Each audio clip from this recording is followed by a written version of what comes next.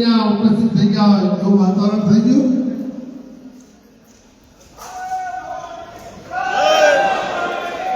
યુવાનો આવી રહ્યા છે અમલબાજીની કર્તવ્ય બતાવવા માટે.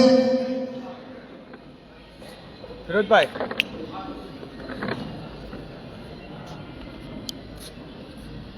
અલારસા આણંદનું અલારસા ગામના સ્વરાજ ગ્રુપના યુવાનો જાણે મહારાણા પ્રતાપ શિવાજી મહારાજ ઉપસ્થિત થઈ ગયા હોય એમ તલવારબાજીનું કર્તવ્ય આપણી સામે બતાવ્યું.